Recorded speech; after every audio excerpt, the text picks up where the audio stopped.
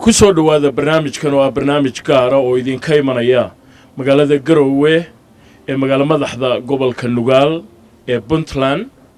barnaamijka waxaa noogu martiya madaxweyne ku-xigeenka Puntland Cabdixakiim Cabdilaahi Xaaji Cumar Camey. mudane madaxweyne aad iyo aad baad u mahadsantahay in waraysigan aad naga ogolaato. absalaan aad iyo aad baan ku salaamaya.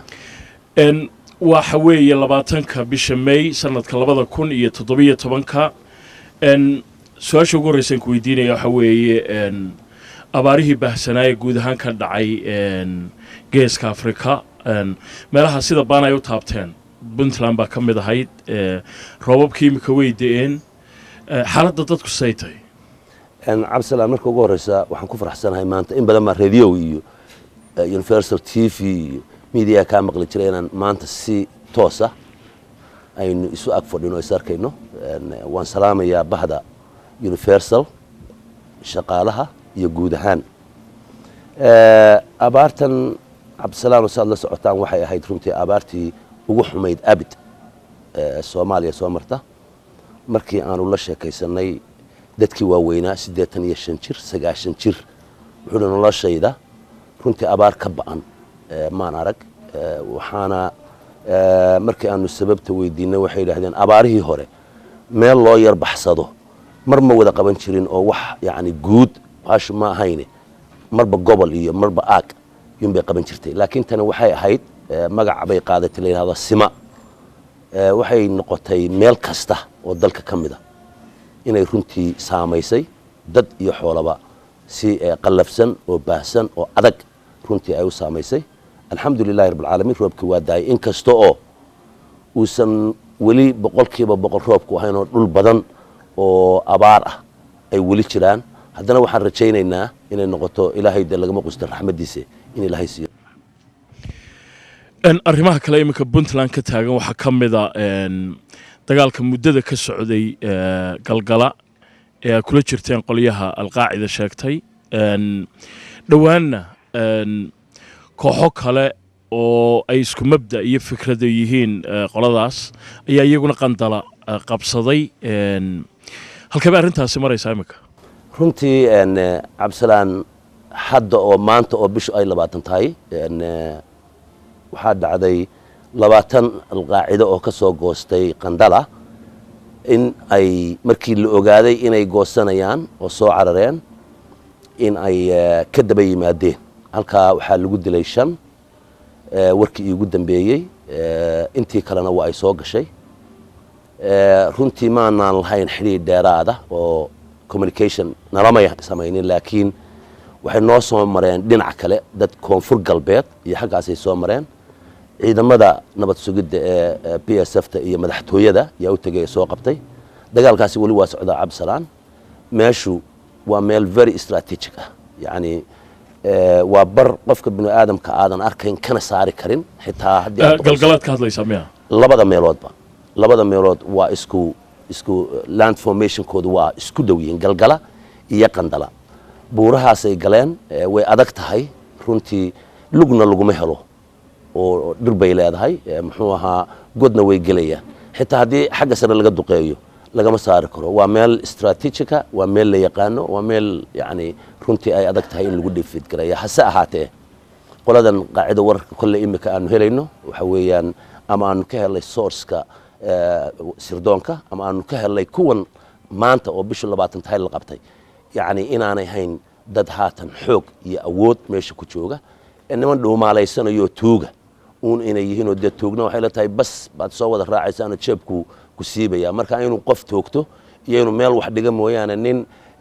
kafool dagaala ku soo aadi kara runtii maaha marka labada dhinacba haday tahay shabaabka iyo haday tahay qoladan kale ee ka jabtay alqaacida waxa weeyaan noloshoodii waxaan u maleynayaa inay soo dhamaatay mudane madaxweyne haddii labada aynu kala qaadno oo aynu ku horeyno kuwan galgala ku jira muddo dhowr sannadood bay halkaa howlgallada ka wadeen dagaalku aa ku qaadaan mararka qaarkood buu dhacaa marna muddo wax waraa lagama maqlo tirahan intee bay leegiin bay kula tahay sidee bay se ugu suurta gashay in muddada intaa leeg ay halkaa ku jiraanoo sida muuqata sahayna ay ku helaan absalaana waxay ugu suurta gashay runtii meeshan haddii aad tagto waa adun la yaabaysaa saddex afar hawo oo kala jaada markaad in yar dhaaftaba baad helaysaa dhulalka qaarkood waxaad moodaa inaad Yurub joogto waxa weeyaan daruurtii agtaaday taagan tahay ceeryaantii baa taagan dhaxantii baa taagan dhulka kale waa kulayl dhulla waa qabowga caadiga ah laakiin aan ceeryaan iyo midna lahayn waa dhul aad u sareeya waa dhul ilaahay ugu talagalay qofkii gala inaan la arkinba haddii uu helo raashin uu ku noolaado noloshiisa inta ka hadhay isagaan cid arkin yuu noolaan karaa ta kale waa dhul beeraleeya timirtii baa nooc kastaa waa ka baxaan marka waxaa looga saari kari laayahay waa dhul dhufaysa waa dhul dadka deegaanku markii horena ay tuseen imikana ay la yaaban yihiin sida ay isaga saari lahaayeen runtii marka sababtu marka dagaalku joogsado habeenkii waa dad caadiya si loo kala saaro qofka Soomaaliga dad Soomaali weeyaan ma jirto uu soo lugeynaya raashin bay soo qaadanayaan dameero iyo awr bay inta badan isticmaalaan marka la qabtana waa la laayaa waana laga qabtaa laakiin inta badan godad bay galiyaan ay yaqaanaan iyagu garan karayaan habka ay ku nool yihiin ama laga saari kar waayo waa habka weeye dhufayska adag ee diyaarad nooc kasta hadii lagu duqeeyaan laga saari karan weeyaan laakiin in muddo abaysaan sheegay halka ku jireen mararka qaarkood qaar baa ka soo goosta mararka qaarkood maleeshiyad baa ka qabataan tira ahaan intee lag baa laydinku sheegay Cabsalaan tiradii ugu dambeysay ee loo sheegay 4 meelood oo min 3 iyo 30 si noqon kartaa 4 meelood oo min 3 iyo 30 6 iyo 60 iyo 6 iyo 60 يعني هداد كدرت صدح يا صدق كله ووح تردو جود هم بقول هدا يجوا بطان هدا موست هدا يجوا بطان لكن بقول يكون تندفايز أيسته كو أركية أذن أركين إذا ما دلقتوا جوارد ماشي مقشوا تيب حام بكران ماشي تجان وحويان كل وودة توجنيان وميل very dangerous مركز سأن ويرينه يعني داوعة يدمشى عيدنك يعني مدة بقول كرتيت وكوات كانسة لكن إن حريرها لقى مرة لجو كونتينجرية إذا لفت هذه دول كوا دول بحله يعني دولة أدوكت هاي دقالة هذه أنتوا اللي إجي هاي أنت اللي أكت هاي نرنتي مواد كرتو دقال أنت هالك بقول واحد دقال كان كنترتي إلى 1993 ومركي أي بلابمين ورديميت ددو أي بلابمين إلى يومنا هذا دقال كان كنترتي يوم بكنترته وحويا دتكي وادالي دقاله با كبر بري وحول با كبري لكن هدنا waxaan ku hanweynay mar alla markaan isu nimaadnaba sida taariikhdaba ku hayso markii ay soo galeen suuj iyo garmaal iyo garacad wixii lagu sameeyay waxa ku sameyn kar waayay 22,000 ciidanka ajnabiga Amazon jooga xamar baan ku sameynay wixii aan ku sameynay oo waliba muddo kooban Cabdisalaanow aan ku soo afjarnay arrinta imika ka taagan magaalada Qandala oo taa galgala lamida iyada wararkii ugu horeeyay soo baxay waxay sheegeen in ciidamo caalami ah oo la dagaalanka argagixisada oo reer galbeed loo badinayay ay dagaalka gacanidi ka siiyeen markii hore taasi ma jirto Cabdisalaam ma jirto haddii reer galbeed gacanna siinayaan waliba aan hoosta ka xariiqo haddii reer galbeed ay yani gacanna siinayaan oo nimankan naga caawinayaan la dagaalankooda bila kooban baan ku soo dhamayn lahayn laakiin waa nimanka ku oranaya la dagaalan wixii xabadi ku dhacday dhinta waa meesheeda laakiin haddaad qabato ma dili kartid waa ninkii ka dilay 10 nin baa lagu oraya maxaad u dishay Amnesty International waatan human rights wa yani kun shay oo aadan midna shaqul ku lahayn waxaad moodaa human rights laftiisi baa wuxuu noqday double standard waa hab reer galbeedku ay isticmaalaan oo siday doonaanba markaan runta ku sheego ay u isticmaalaan buu noqday dad meel kasta gato human rights ka for example waxaad ka soo qaadaa juvenile systemka Mareykanka iyo Yurub waa kala duwan yihiin maalin dhaweyta waxay nagu haysteen human rights ku 7 wiilo saraakiil laayay ku laayay meesha la Boosaaso oo la qabtay oo qirtay ba 17 iyo 18 bay laba noqotay shanina way ka weynaatay oo daadii weyneed bay noqotay shantii waa la dilay labadii kale waa la hayaa intay warqad qoreen iyo madax xanuun iyo constitution hal bedelo wad yaabaysa markaad joogto for example EU da iyo markaad joogto Mareykankana actually waa two different laws bay ku isticmaalaan laba kala duwan oo Mareykanka da juvenile court iyo juvenile system iyo juvenile hall iyo juvenile prison intiiba waa jira laakiin waxa laga yaabaa markaad Yurub joogto in la yiraahdo wiilku aabihi iyo hooyadii iyo cid damiinata iyo cid kale la noolaanaya laga kaxeeyo تيبا لدونيا إن لغو دقو which is أتكان دونتا runtii habka ay yani iyagu wuxu wadaan in dalkan lagu dhaqo mararka qaarkood waxa magaalooyinka ka dhacdo Garowe ay ka mid tahay weerar gagixisa iyo dad la khaarajiyo taas maxaa faahfaahinad naga siin karaysa Absalan waa mahadsantahay runtii horta Garowe waxba kama dhacaan hatta in kugu filan hadda Garowe waa joogtay markaynu is wareysanay 1999 baa kugu dambeysay markaas soo noqoteen waxaan idhi yani magaaladu intee leegaatay ma sha Allah Garowe waxba kama dhacaan dalka Puntland laba meelood baa wax ka dhacaan markaan runta ku sheego waa lama magaalo iyana aad u waaweyn waa Gaalkacyo iyo Boosaaso labadooda mid waliba waa meel ganacsi run ahaantii qof intuu soo siibtay dadkii soo dhaxgalay oo baastoolad soo qaatay aan qori kala sidan Cabdisalaano sidoo dooni ku dil karaa aadan garanayn ee isagu ku garanaya marka xooyaan siyaabaha u dhacaysa xooyaan lama Soomaalidiina lama kala xidhi karo waxaan ku sheegayaa bishii la oran jiray August 2016 qaraxii ugu dambeeyay 22kii August baa Gaalkacyo qarax ka dhacay 25 waa naga dhimatay 9 waa ku dhaawacantay waa hal qarax you can imagine how huge it was waxaa dhacday waxaan xiray xadkii baan xiray muddo dhowr bilooda wax la dilayay iyo wax la qarxinayay iyo wax la waxaynaya ma arag marka waxa leedahay waa wax naga yimaada meel naga yimaada south ka naga yimaada yes naga xagayaga ma doorashooyinkii Puntland waxa uu qorshaysan inay dhacaan 2019 ma dhacayaan Cabdisalaano waxay la tahay su'aashaas adigoo ku mahadsan yani qofka aad weydiisay ku xidhanta anigoo maanta madaxweyne ku xigeenkii Puntland waxaan qabaa inaanay dhici karin sababtuna waxa weeyaan sabab dhaqaalaha jirta dhaqaale haddaad haysto wax walba waad qorsheyn kartaa wax walbana waad suuro gelin kartaa laakiin dhaqaalena ma jiro international community waxyaabaha noocaas wax ku bixin jirayna albaabadooda xidheen annana iskuma filin maadaama ay caynka tahay waxa loo baahan yahay dadka in la tiriyo waxa loo baahan yahay in xuduudihii la kala asteeyo waxa loo baahan yahay sanaadiiqdii meel walba in la geeyo waxa loo baahan yahay yani haddii 99 meelood uu ka dhaco hal meel uu ka dhici waayo dalka de maaha doorasho yani caama oo dadkii oo dhan codeeyeen ma noqonayso waxay noqonaysaa doorasho in gaari codeysay marka amniga laftiisu galgalo oo kale aynu ka sheekeynayna hadeer suurtagal ma noqon doonto in galgalo oo kale uu ka dhaco marka asbaabo far badan oo isbiirsaday waxaan u arkaa inaanay suurtagal noqon doonin laakiin mudane madaxweyne maamulkiina oo kaliya maaha xitaa kuwii ka horeeyay markasta marka xukunka lala wareego waxa lagu ballan qaadaa in doorasho ay dadkoo dhan ka qayb galaan ay dhacayso marka dambena sanaad imika sheegayso ayuu baa u dhacdaa oo tii baarlamaanka lagu noqda maxaa ugu wacan runtii asbaabaha aan ku soo sheegay intii kolley ugu dambeysay aan garanayay intii hore iskuma aanay day laakiin intii dambe marka laga soo Cabdiraxmaan Faroole aad bi isugu dayay meel ba'anna runtii waxa waa gaarsiiyay waliba waan ugu hambalyeynaya runtii meesha uu gaarsiiyay laakiin inta maanta na haysatay inteeda baa runtii isagana haysatay marka maadaama dulkii uusan nabadgelyadiisii wada haboonayn oo aan ku leeyahay dee galgalo oo kale imika way adkaan doontaa in la geeyo laakiin dalka intiisa kale la geyn karo dhaqaalihiina uu iska xun yahay waxaa fiican inaad always xusuusnaato in loo baahan yahay in la gaadho processkan one man one vote way fiican tahay runtii ammaan baanu ku mudannahay mar haddaanaan ilowsanaynba oo aanu isleenahay mar un bay iman doontaa dadkiina ha xusuusnaadeen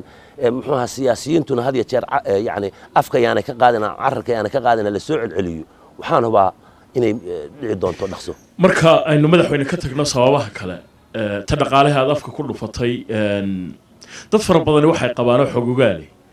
in Puntland dhaqaale xuma aanay haynin ee maamul xumo xagga dhaqaalaha ay hayso dooda sidaas maxaad ka qabtaa waxaan ka qabaa waa labadiiba runtii waa jirtaa waa qiranaya yani way jirtaa Cabdisalaan laf dhabarka dhaqaalaha ummadda Soomaaliyeed waa xoolo yani sida proofka aan kugu proof karinay dhinaca xoolihiina waa dhamaadeen dekada haddaad maalinta tagto waxa laga yaabaa 1 ama 2 oo xitaa kama baxaan ma dhoofaan xagee u dhoofaan marka inta aad sheegaysaa maadaama seen ka war hayno suuqii ugu weynaa xoolaha Soomaalidu u xidhan yihiin Yemen iyo waxay u dhoofaan Cumaan hadda laakiin de wax ka fayn karaya wixii la dhoofin jiray maaha suuqu total uu xidhan yahay marka maadaama xooluhu ay ahaayeen laf dhabarka dhaqaalaha iyo nolosha ummadda Soomaaliyeed oo weliba khaasatan ariga riyaha iyo iduhu ay ahaayeen wixiina baxeen oo laga yaabo hadda 20% baan nool 80% way dhimatay runtii dhulka badidiisa ma noqon doonto yani arrin sahlan in dhaqaalo runtii la helo marka taasaa keenaysa in hawluhu socon waayaan tan kale ee dadka qaarkood ay sheegayaan in maamul xumo xaggii dhaqaalihi ay jirto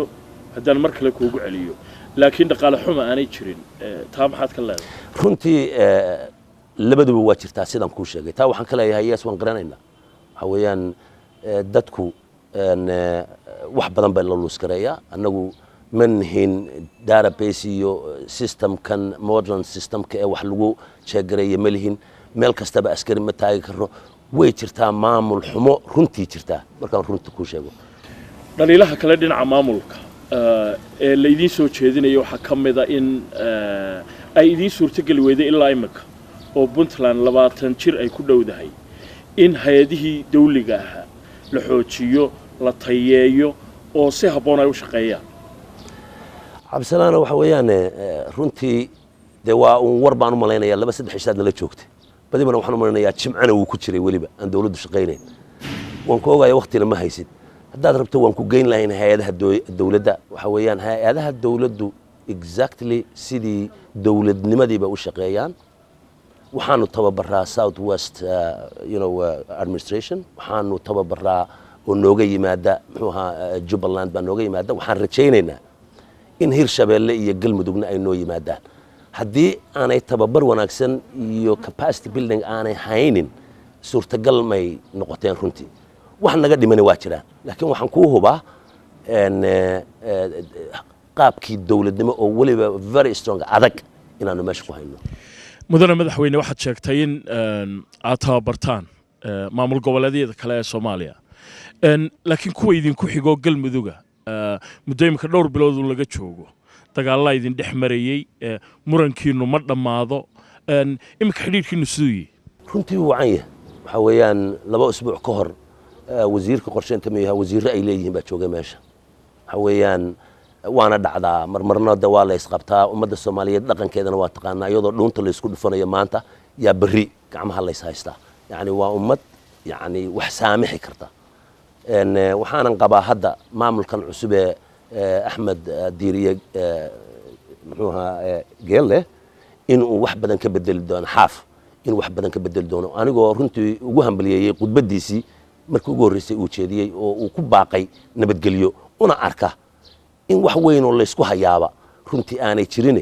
wada hadalkii iyo mis wada fariisigii inuu meeshii uu ka maqan yahay taana aad moodo inay keeni karto marmarka qaarkood yani qofka partnerkaaga ama madaxweynaha dhinaca kale inuu kula aragti noqdo in malaatii la yahay laakiin hadda la helay baad moodaa dhinaca Somaliland inkastoo aanu jirin muran xoog leh ama dagaal imika taagani haddana khilaafkii arrimihii uu ka bilaabmi jiray oo dhambe sidoodii bay u jiraan see isku tihiin imika cabdisalaan Somaliland waa Somaliland Puntlandna waa Puntland waxaa laga yaabaa taariikhdana dee nin looga sheekeynaya inaadan hayn Somaliland dhul bay xoog ku haysataa runtii Puntland ay tirsanayso dhul ahaanna u tirsanayso markaan runta ku sheego haddaad dhinaca Soomaalinimada iyo qabyaaladda u tirahdana qabiil ahaan ku tirsanayso maadaama ay taasi jirto yani Puntland waxay qabtaa 2 shay 3 shay baa mid uun iman kartaa in dadka afti laga qaado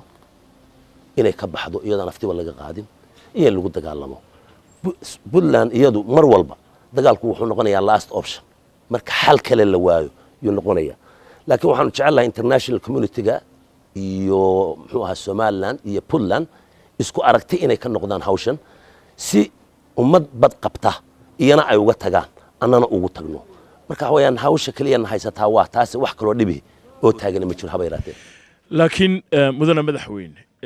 kaaga warrami maayo iyaguna si kale ugu qeyl sameeyaan oo tii xagga taariikhda iyo maamulkii gumaysiga shirarkii kala dambeeyay nabadeynta iyo heshiisyadii la saxeexday laakiin dadka ka faallooda arrimahani muddo fara badan waxay farta ku taagayeen siyaasiyiinta beeshaada adiga qudhaadu ka soo jeedo oo xaggan puntlandna ku jira somalilandna ku jira federaalkiina ku jira khaatumana iyagu samaystay ma la odhan karayaa dhibaatada xaggaasi ka socotaa runtii horta marka ugu horreysa tii ingiriiska cabdisalaan reero ingiriis ina qabsay tegna waxa weeyaan wax ingiriisoo meesha jooga ma jiro mar hadduu tegey inay noqoto ma doonayno ayaxtag ee la reeb waxayaan qofku inuu fahmo haddaad ku doodayso for instance qabiil ku doonaysana waxba ku heli maysid haddaad juquraafi ku doodaysana waxba ku heli maysid oo dhulka ay hadda joogaan haddaad oxford aad library haddaad tagto oo ingiriiska haddaad tagto waxaad arkaysaa taariikhdii oo dhan baa taalla barta xadka burco iyo u ah for instance buuhoodle waxa weeyaan baasha la yidhaahdo beer agteeda weeye taasi waa juquraafiga ta qabiilkana waan ku yidhi laakiin waxaa hubaal ah oo meesha ku jirtaa waxay tahay siyaasiyiinta la sheegayaa waa un af maalin dhoweyd baa su-aasha lay weydiiyey gabadh la yidhaahdo khadra baaruud oo hargeysa ka timi oo riyale aan aada ugu hambalyaynayo oo u timid dadkii uu ku dhacay shubanku inay wax ka soo daweyso baa anigoo buuhoodle joogay i weydiisay su-aashaasoo tidhi buuhoodle waa meesha ugu dimuqraadiyadda badan waayo waxaan arkay 5 maamul waxaan ku idhi maxamed xaaji ibraahim cigaal ilaahay u naxariistee iyo gruub dhulbahanta abuu la sheekaystay markaasuu warheedhaha markaan anigu dalka joogay 2 isin baad lahaydeene waxan oo isina iyo hebeliyo fu'aadan cadde isaga isna ilaahay u naxariista baa yidhi madaxweyne waxaas waa iska naanayso waxaa xaqiiqa ah waxaa dowladda lagu sheegaya waa wada naanays wixii aan buntland ahayn mudane madaxweyne haddaan wax kaa weydiiye xidhiirkaa la leediin dowladda federaalka wada shaqayntiinu siday tahay imika waxa weeyaan xilli hore iyo hadda yay kala yihiin hadda waa dowlad cusub waxaan u rajaynaynaa guul waxaan u rajaynaynaa horumar waxaan u rajaynaynaa wanaag weli xilli wax laga sheego iyo xilli leeriya hadda waxaan maqlayay group la yidhaahdo orsocodoo ku shirshiraya for example Nairobi ku shiraya waxaan u arkaa inay tahay xilli hore it's too early in ama wax laga sheego ama la caarida laakiin markaynu eegno sida arrimuhu u socdaan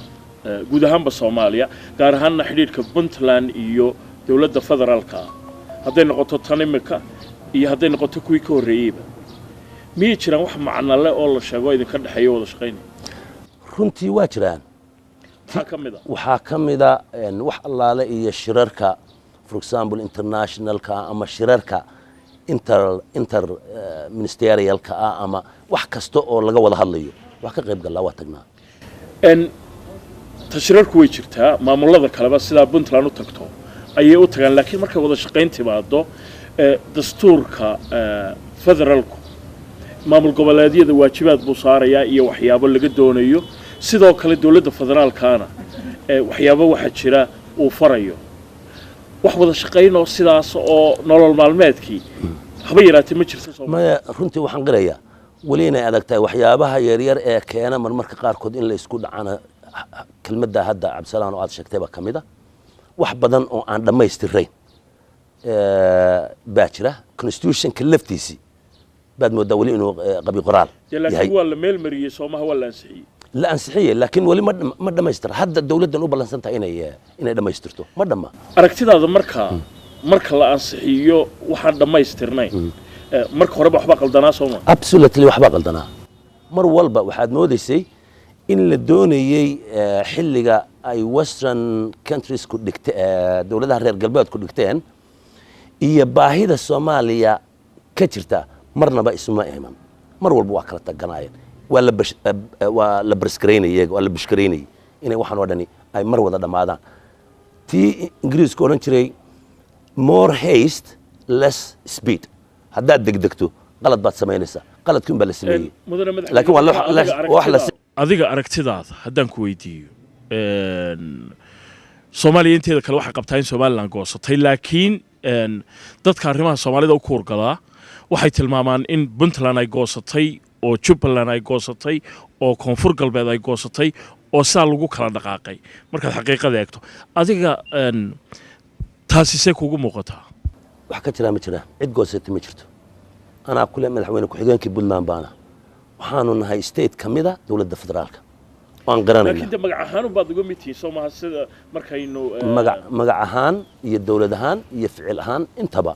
waan uga nahay ma noqon doono sida Somaliland waxa la yiraahdaa baasha sakaarada la yiraahdo baasaala la arki doono aasta yani waxaad ka waraysaa hadda hal example man ku siinaya dekada Berbera iyo payska leelaha waxa la siiyay United Arab Emirates-ka labadaba dawladda federaalka saxeexday laakiin يعني geesinimadii loogu sheegi lahaa shacabka reer Somaliland ba dawladdu la adag yani ay garan la adag iyo habka ay ugu sheegi lahayd marka waxay ka baqayaan barta ay taagan yihiin bar ka sii xun inay sii taagan laakiin waxa hubaala inay yihiin qayb kamid ah dawladda federaalka idinku heshiiska sidaas ee DP World la gasheen idinkana ma waxa idin saxeexday dawladda federaalka waa qasab wax kasta oo development ku saabsan oo maamul goboleedyadu ay qabanayaan ummadda Soomaaliyeed ka wada faa'iideysanayso waxa authorize dawladda federaalka kaligeed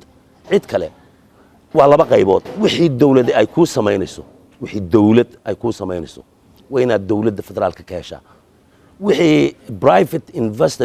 investment dawladdu gama baahnid saxiix marka sababta difference ku caynka everything waxa saxiixay dawladda federaalka oo ku saabsan dawlad ila dawlad mustaqbalka guud ahaan Soomaaliya sidoo aragta marka aad ka qiyaas qaadato waxyaabaha gobolka ka dhacaya waxaan u arkaa runtii mustaqbal wanaagsan waxaan ku saleynayaa maalintii dhaweyd xildhibaanadii sameeyay uprising-ka ama kacdoonka yar sameeyay la sheegayo marna la leeyahay waa 100 marna la leeyahay waa 20 inta u dhaxaysaba ka soo qaad inuu noqdo 20 ilaa 100 inta u dhaxaysa inay noqoto ummadda Soomaaliyeed siday uga qaylisay haddaad gasho social media iyo haddaad xamar arkaysayba yani siday dadku u diidanaayeen maalintii la doortay farmaajo hargeysa rasaas laga riday burca rasaas baa laga riday muxuu Berbera waa laga taa anagu ma maqal ana bad ku sheegay Absalaan it was a fact boosaas laga riday meel aan dalka Soomaaliyeed laga ridin ma jirto rash iyo rasaas waxa weeyaan marka waxaad arkaysaa ummadii Soomaaliyeed inay isu soo hiloobayso oo aragtay يعني باهيده تانا waxaan ku sheegay Absalaan sooraan hadii aad daawatay machaachila yar oo dhigay mid ba gaari weyn ka xeeyado gaarigan la yiraahdo caga badana ama canda meydlah markuu dhaqaaqay buu arka joog wuri waxaad gashay kilalka Soomaalida dib uu ka xeey arka joog buu Djibouti baad gashay markaas uu soo kaxeeyo arka joog Soomaaliyaad gashay hadaba inaga dajibay meel aynu xayna bahalka mayna waxaynu ka xaysanaa tiiba taagan nin walba taas haysata Absalaan waa ku qasbanahay inaynu Soomaalinimadii iyo midnimadii iyo magacii iyo karaamadii iyo sharaftii Soomaaliyeed in la soo celiyo nin walba ku qasbanyahay wadana madaxweyne aad iyo aad baad mahadsantahay Absalaan thank you very much kaasi waxa uu ahaa madaxweyne ku xigeenka Puntland Cabdixakiin Cabdilaahi Xaaji Cumar oo igu waramayay magaalada Garowe ee magaalada madaxda Puntland barnaamijkan waa kala socoteen telefishinka Universal la intaasi ayuu ku dhan yahay intaynu dib u kulmayno nabadgelyo